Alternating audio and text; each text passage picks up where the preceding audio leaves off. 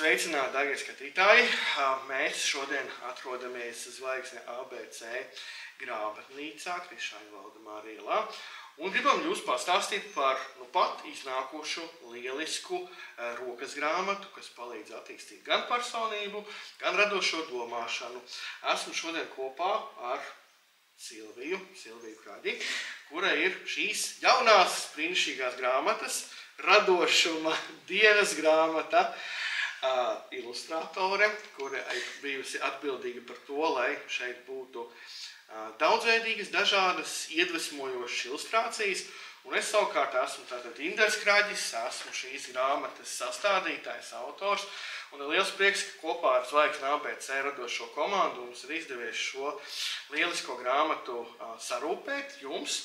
Un tad šajā video vairāk uzzināsiet par to, kas tad šajā grāmatā tieši ir pieejams un kā jūs to varat izmantot.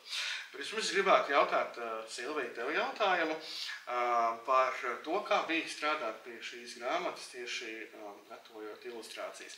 Jo ilustrācijām jābūt tādām, kas tomēr iedrošina lasītāju arī pašam radoši darboties. Jā, sveiki visiem, es esmu Silvija.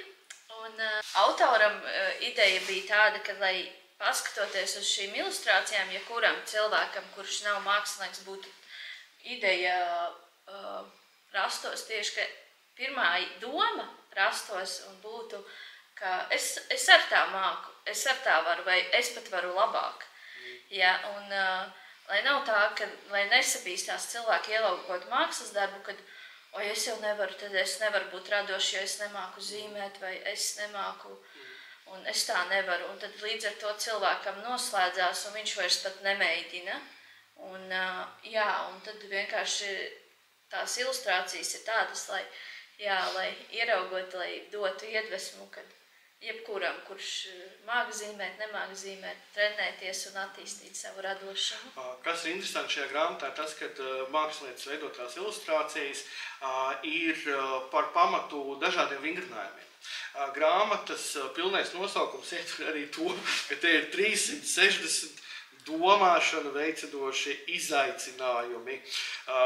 Izaicinājums tas ir tāds no vienas puses risks, no vienas puses avantūra, no otras puses tas ir tāds aicinājums jums izpausties radoši un pajautāt sev pašiem to jautājumu, vai es varu tikt galā ar šo izvirzīto uzdevumu un kā man izdosies. Un ļoti svarīgi, ka saprast, ka mēs visi esam radoši, mums visiem ir šis radošais potenciāls, tikai jautājums, kā mēs pie tā strādājam. Mūsdienās tas ir ļoti svarīgi, lai mēs varētu būt radoši, jo saskaramies, protams, ik uz soļa ar daudzveidīgiem izaicinājumiem, un mūsdienās, kā zināms, gan izglītības vide, gan darba vide, gan vispār dzīves vide kā tāda, ir pilna ar šiem dažādiem izaicinājumiem. Saki, Silvija, lūdzu, ko priekš tevis nozīmē būt radošai? Kāda vispār ir jēga tam, ka mēs esam radoši? Man liekas, ka bez radošiem vispār ir grūti dzīvot. Man liekas, jebkurā, pat ja tu plāno un izplāno, izorganizē visu līdz pēdējiem brīdim, vienmēr kaut kas notiks, ka tev vajadzēs, pielietot to radošumu, lai izietu no tās situācijas ārā, lai atrisinātu, lai labāk... Vai tu teiktu, ka radoši cilvēki arī ir kaut kādā mērā drosmīgāki cilvēki? Viņi nebaidās tik ļoti uzņemties to risku un ļauties arī tādai dzīvē vispār? Es nezinu, vai viņi ir drosmīgāki, bet dzīve noteikti ir krāsaināka. Piekrītu. Ienesīs šī grāmata arī jūsu dzīvē noteikti savdabīgu kolorītu, padarīs jūsu dzīvi interesantāku, jo ar šīs grāmatas palīdzību jūs varat gan pilnveidoties, attīstīt savu personību, savu domāšanu, bet kas ir ļoti svarīgi, jūs varat arī vienkārši pavadīt lielisku, patīkamu laiku, ieguldot pie reizes savā izaugsmē. Silvija, tu arī esi mamma 2 bērniem, kuri mācās, viens ir bērndārzā, bet otrs ir skolā mācās 5. klasē meita. Kā tu kā māte varbūt komentētu, ir šādi grāmatu vērts paņemt kopā ar bērniem, varbūt lielākiem, mazākiem uzdevumus kopā pildīt? Jā, es domāju, ka radošums arī palīdz ļoti arī disciplinēt bērnus. Vakardien situācija ar bērnu. Mazais puika vakarā ir jāiet gulēt, jau jāmazgā zobi un visai tā gulētiešanas rutīņa, bet viņš grib ēst šokolādi. Un man prasa, mamma, var šokolādi? Es, protams, atbildu nē. Viņš sāk dusmoties, viņam 5 gadi, viņš sāk dusmoties un sāk tā, nē. Es paskatos un es uzreiz sāku, es tā saku, nē. Un tad mēs sākam sist plaukstiņas tā, nē. Un viņš sāka līdzi to darīt. Un pēc kāda pāris sekundē viss mums jau ritmiņš ir gatavs, mēs attīstam ritmu izjūtu.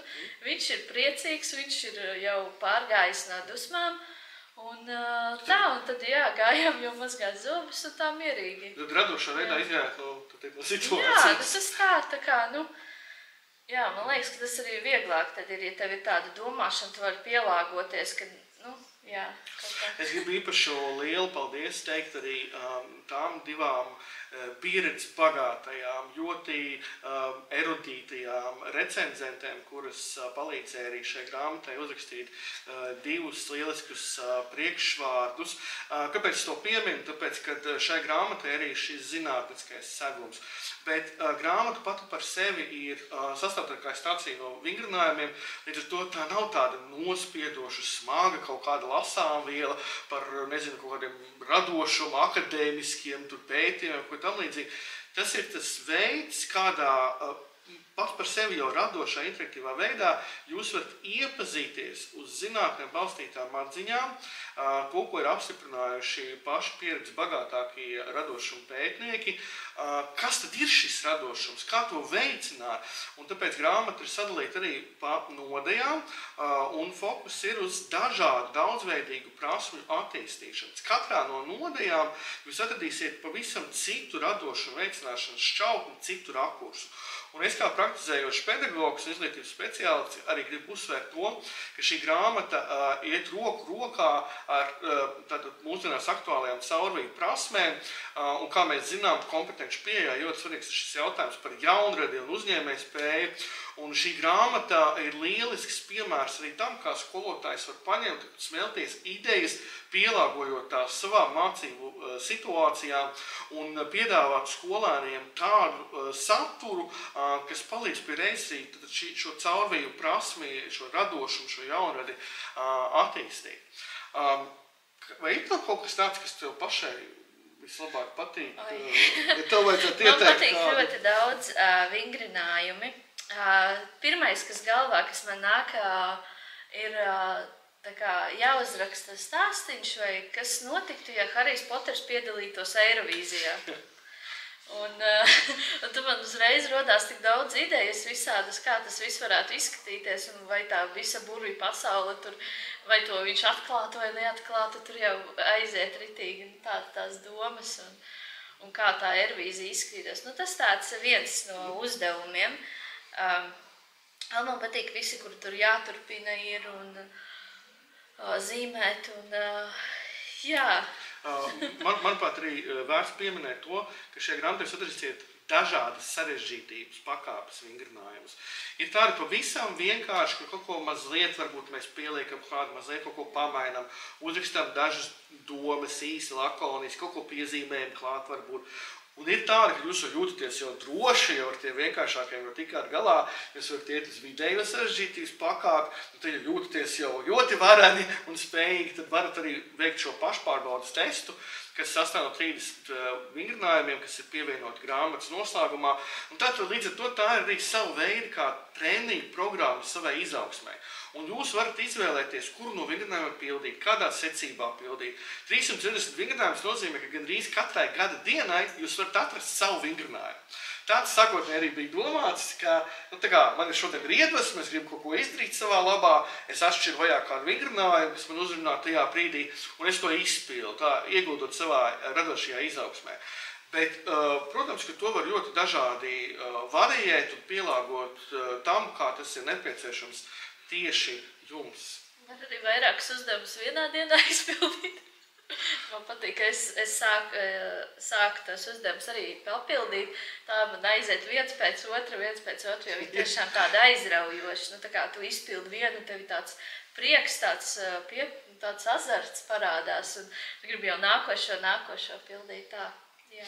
Un vēl kas ir forši, ka to var pildīt arī, ja gribat kopā ar kādu sev tuvu mīļu cilvēku. Piemēram, mēs arī šādus vingrinājumus varam mūsu ģimenē pildīt, kur mums ir šie 2 mazie bērni kopā pavadīt ļoti labu laiku.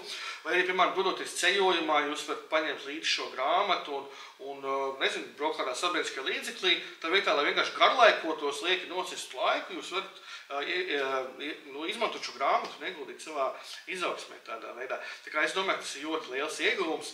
Un paldies, ka jūs skatījāties šo video. Ceram, ka tas būs ļoti noderīgi jums.